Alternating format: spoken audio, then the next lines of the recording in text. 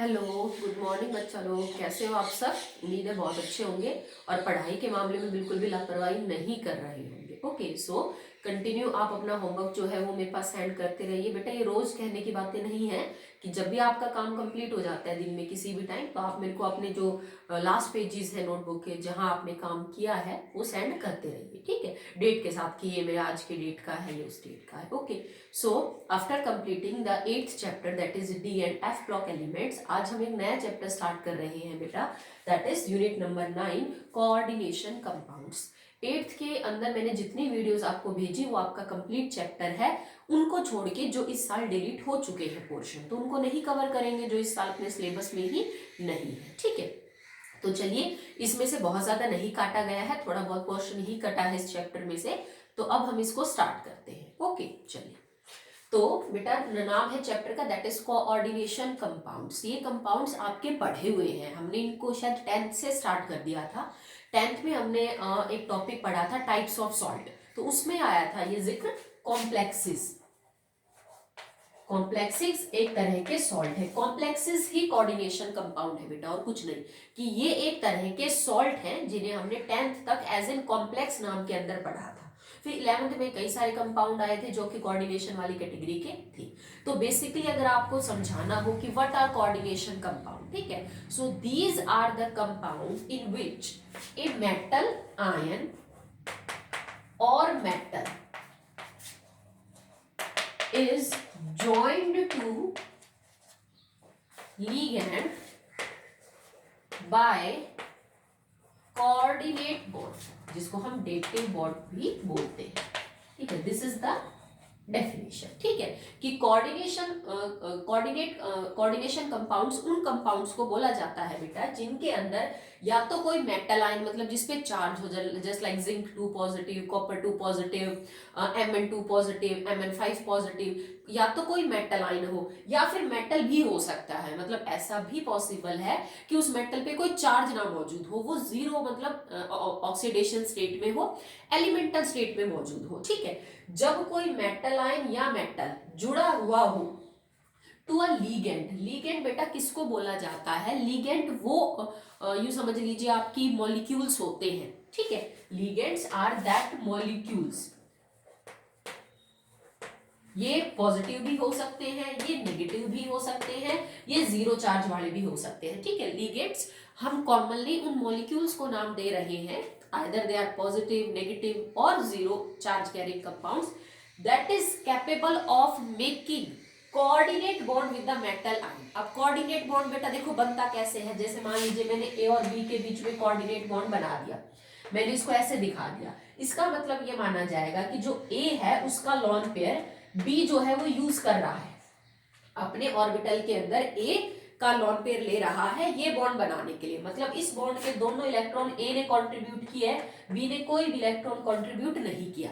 ये एक ऐसा कोवलेंट बॉन्ड है बेटा शेयरिंग से, जिसमें दोनों एटम शेयर जरूर करते हैं पर वो इलेक्ट्रॉन होते किसी एक ही एटम के हैं, तो इस तरह का कोऑर्डिनेट बॉन्ड है। तो ये क्या कह रहा है कि लीगेंड वो पार्ट माना जाता है जिसमें गुंजाइश हो मेटल या फिर मेटल आयन को अपने लॉन पेयर डोनेट करने की। जब तक ये वाला हिस्सा इसको लॉन पेयर डोनेट करेगा नहीं बॉन्ड बनाने के लिए, ये बॉन्ड कोऑर्डिनेट बनेगा नहीं। तो इस तरह के अरेंजमेंट में अगर ये वाला पार्ट मेरा कोई मेटल या फिर कोई मेटल की आयन है, तो लीगेंड मैं उस मॉलिक्यूल को बोलूंगी, ठीक है, जिसके अंदर लॉन पेयर को डोनेट करने की गुंजाइश है।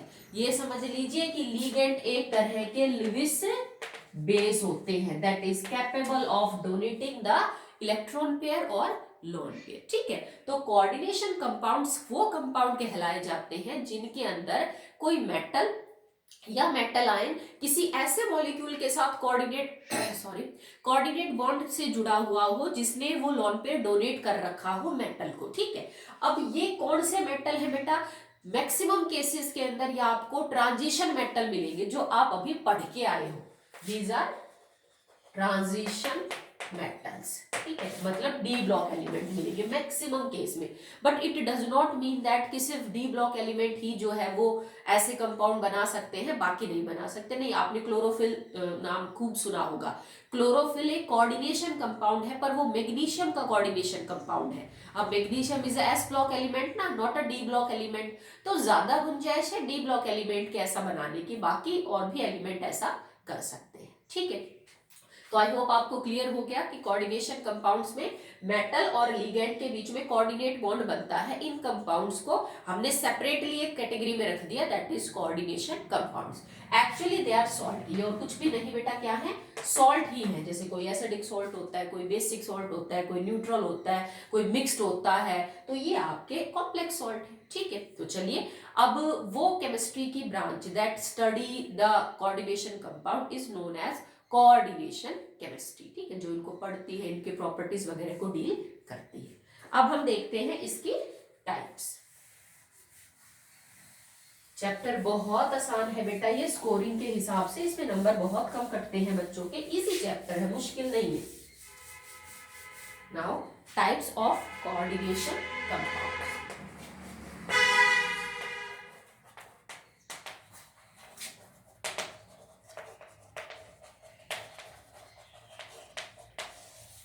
ठीक है, कोऑर्डिनेशन कंपाउंड्स की जो टाइप है बेटा वो बेसिकली 3 हो सकती हैं, डिपेंडिंग अपॉन कि कॉम्प्लेक्स के ऊपर जो चार्ज है वो किस तरह का पाया जा रहा है। भाई आपके कॉम्प्लेक्स पे चार्ज पॉजिटिव है कि चार्ज नेगेटिव है, कि वो न्यूट्रल कोई स्पीसीज है। जैसे आपने पूरा कोऑर्डिनेशन कंपाउंड बनाया तो may be it contain some charge on it, positive negative, और either may be it is zero. तो उस चार्ज के हिसाब से हमने क्लासिफाई कर रखा है कोऑर्डिनेशन कंपाउंड्स को। जैसे first that will be positively charged, positive charge coordination compounds.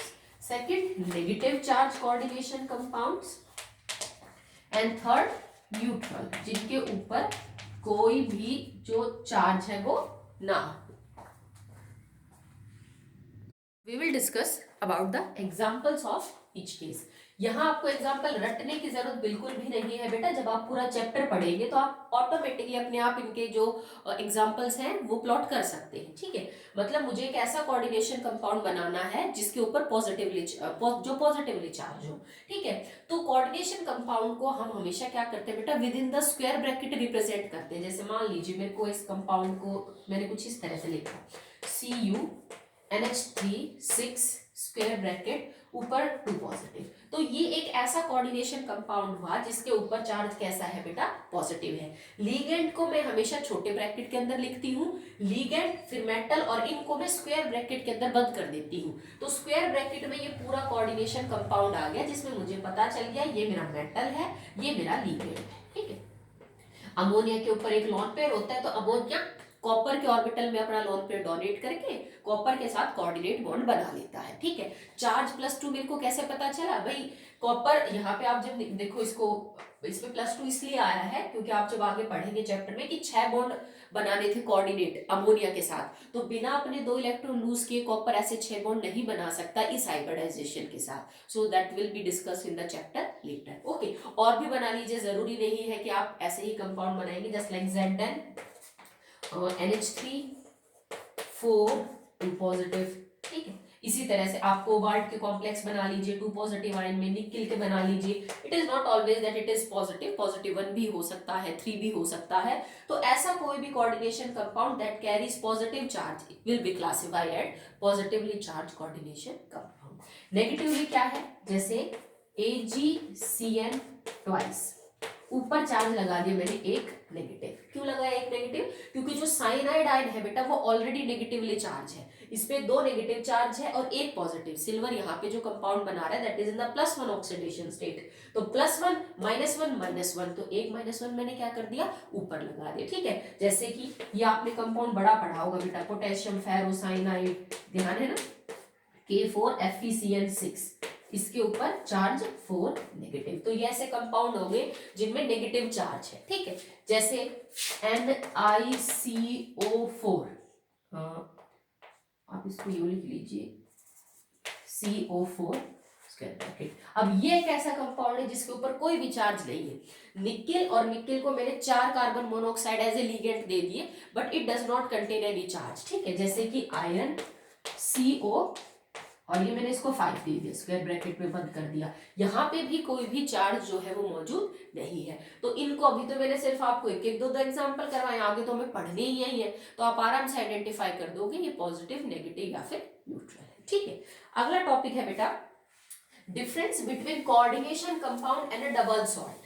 अब ये डबल सॉल्ट में आपने 10th में पढ़ा था सॉल्ट की कैटेगरी में कौन कौन से सॉल्ट पढ़ चुके थे हम, acidic, basic, neutral, mixed, complex and double salt. हमने 6 कैटेगरी पढ़ी थी सॉल्ट की।